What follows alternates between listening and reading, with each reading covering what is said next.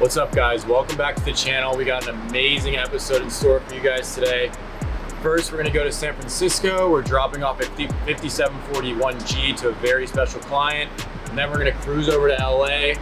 Tonight, we're gonna meet up with Wiresonly. We're gonna look at some cars, and then we're gonna deliver an RM3501 to Mr. Scott Disick. Stay tuned to the end. This is gonna be a banger of an episode, guys.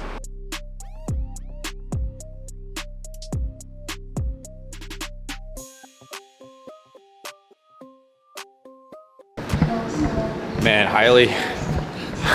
highly recommend getting a middle seat going to San Francisco from Miami. Very enjoyable flight. Just kidding, that's probably the longest flight of my whole entire life. That was awful. Lady next to me kept on getting up. She actually hit my backpack. Wallet fell out. Luckily, the fine folks at American Airlines were able to uncover my wallet. Had to go back to the gate, got it. I guess we're back in business, but right now we're gonna head downtown. We're gonna hit up the client. The watch is ready to go. Hopefully the deal is super seamless and easy so we can head to LA.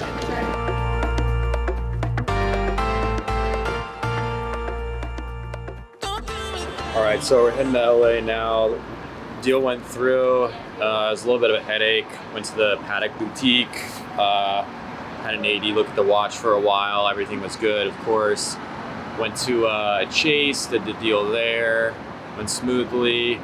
Then we had to ship the boxes back to Miami. We've just been running around, so pretty tired. I think we haven't slept in what, like 16 hours now. We have to get on another flight. Yeah. So as soon as we get to LA, I think we're gonna crash, get up early, get some good content. Super stoked for tomorrow. Yeah. So far, I think my only impression of San Francisco is bunny rabbit food, a nice FedEx, and the people at Chase don't really know how to work. Other than that, great place. 10 out of 10.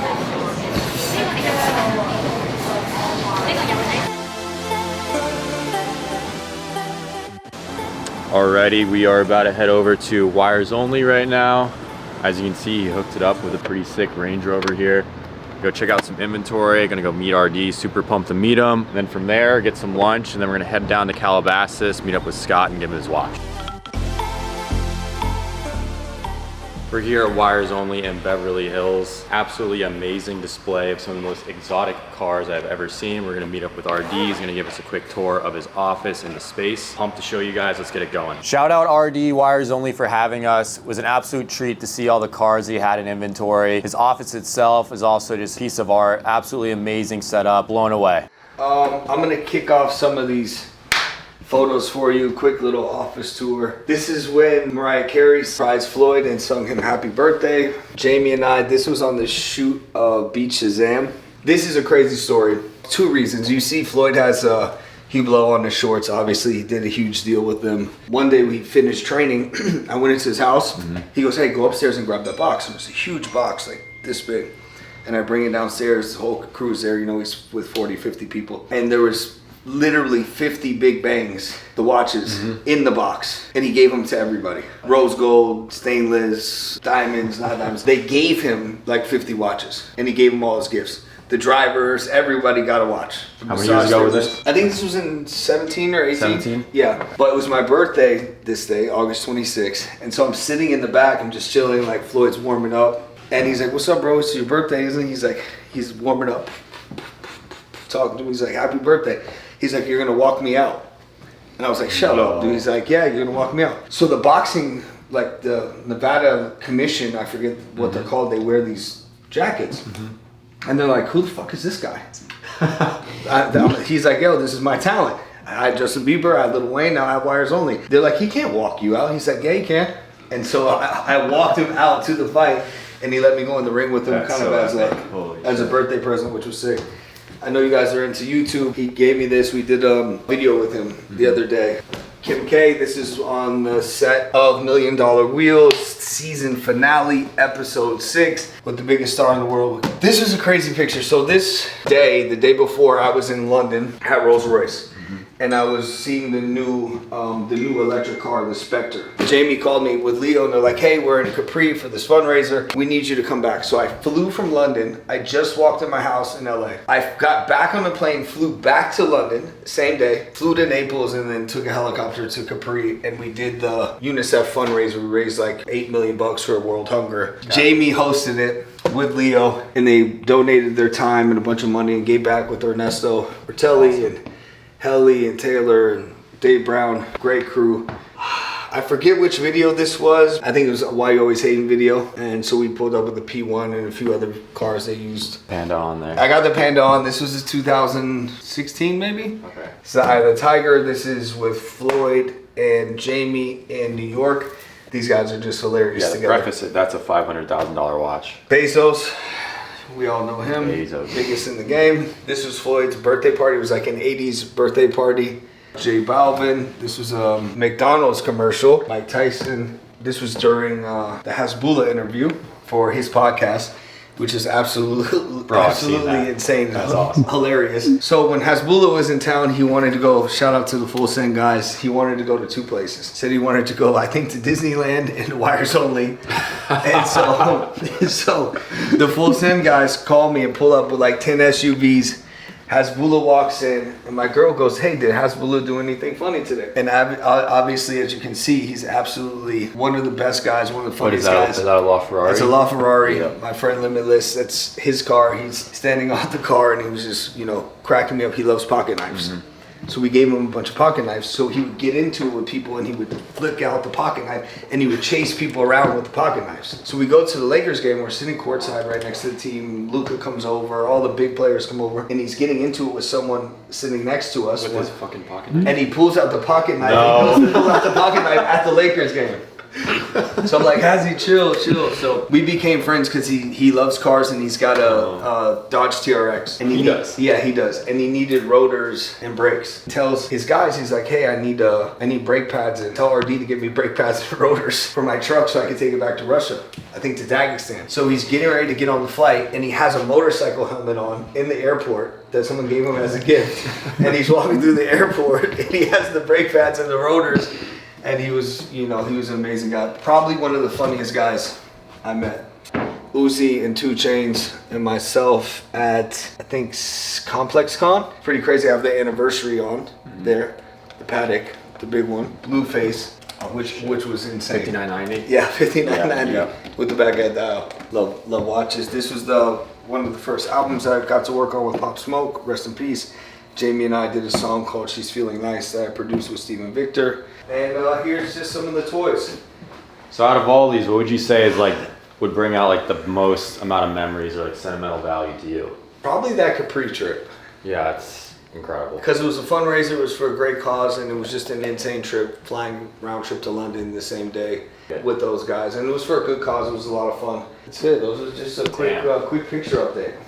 Shout out to G&G. Courtesy of G&G. On the black strap. I knew that Wiresonly was a pretty well-known guy, but I did not realize he was that close to that many A-list celebrities and went on all these crazy extravagant trips. I was blown away by some of the stories he was telling. Very entertaining. The guy's got a ton of stories up his sleeve. What a life he's lived already.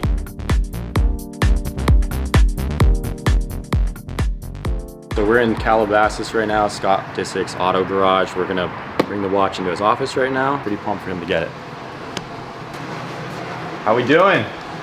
Hey, you made it. How we doing? How are you? Alec. Good to see you. How's everything, man? Good. You get here safe?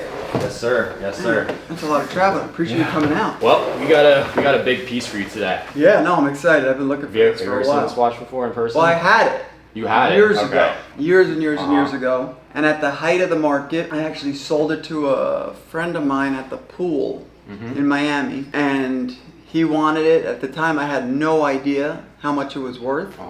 But I remembered what I paid. So I sold it to my friend at the pool. At the pool, at the Setai Hotel in Miami. And I sold it for a nice amount more than I paid. And I've missed it ever since. But it was so, overly expensive for so long. Now that it's come down to a place where it's not affordable, but doable. Yeah, for sure. The fact that you guys were able to give me the price that you were makes it all that much better, because it's like doable. Some of these Richard Milles are just outrageous. There are not a ton of them out there too. Yeah, You gotta take it while it comes. Yeah, it's just, but I'm excited. Yeah, I'm excited to see this condition and watch and everything. All right, so right now we got it on. Just the factory stuff. Yeah. So black beautiful. strap, black crown. Wow. Yeah, I miss this bad boy.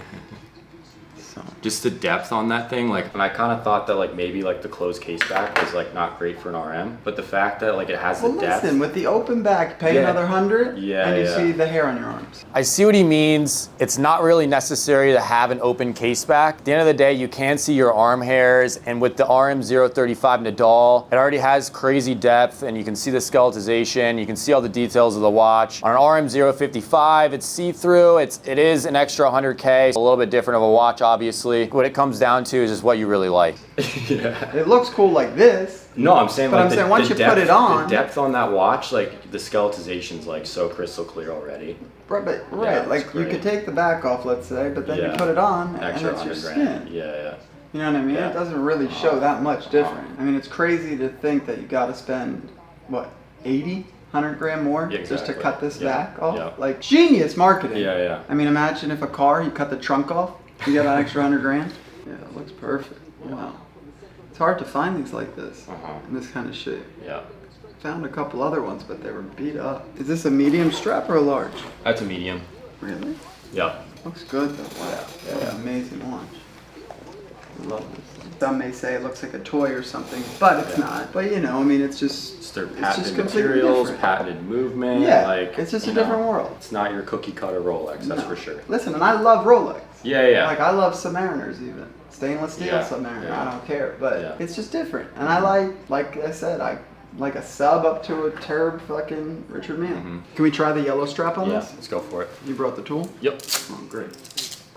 You're a one-stop shop. How many watches do you have in your collection right now? You know, I've been collecting since I was probably 17, 16 years old, 15 maybe. Yeah, before I could drive. So quite a bit, from small stuff to big stuff. I started small, started with Breitlings, Cartiers, Rolexes, and you know, cheap Rolexes, Air Kings, you know, Datejust, little, you know, old Oysters and stuff like that. And then, you know, throughout my years, I moved up. I remember when Frank Mueller was a big watch when I was like Those probably were huge. 14, 15.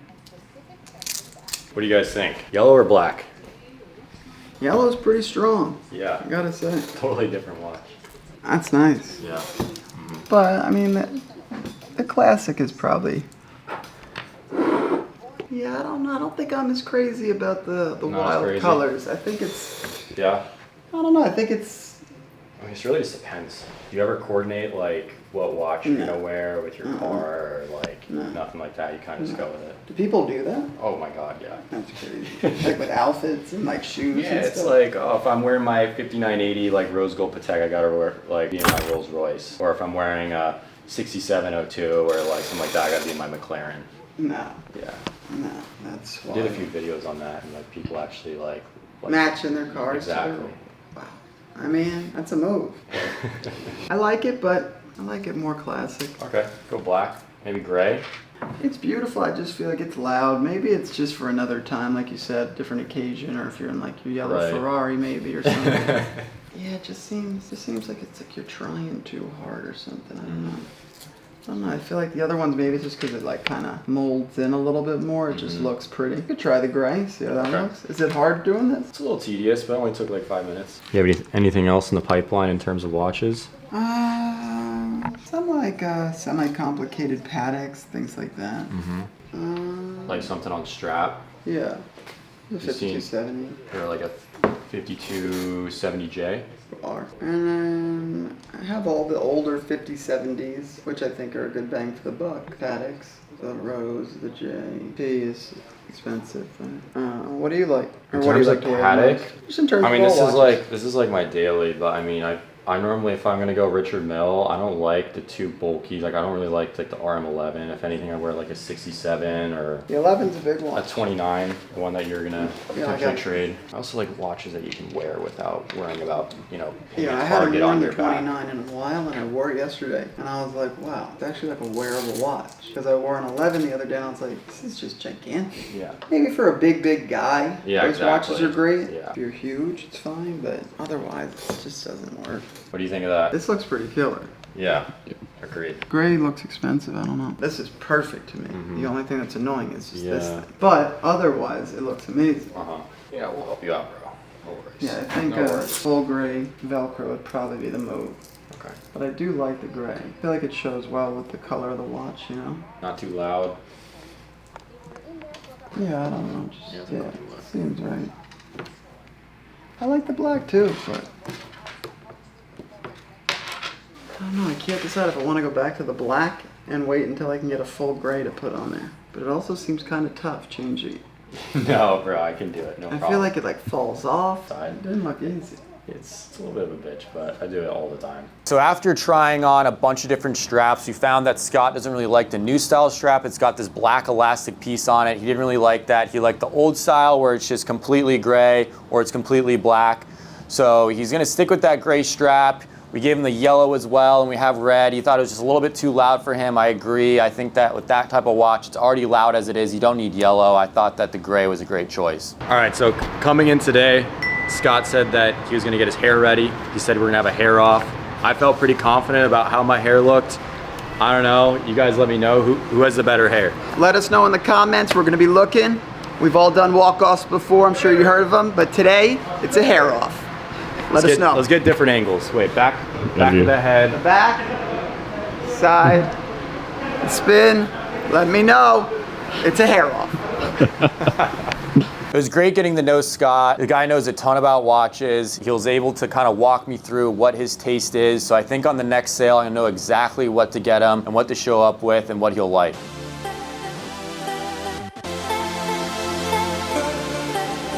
All right, guys, we decided to stay one more day. Mr. Wiresonly was nice enough to lend us this beautiful Lamborghini Urus. Figured to bring it up to the canyon. Got the Hollywood sign in the background. We got some watches, gonna do some shooting. Overall, pretty successful trip, so just ending it with a bang. Stay tuned, we're gonna be posting a bunch of this stuff on our IG. Like, comment, and subscribe. We'll see you guys in the next episode.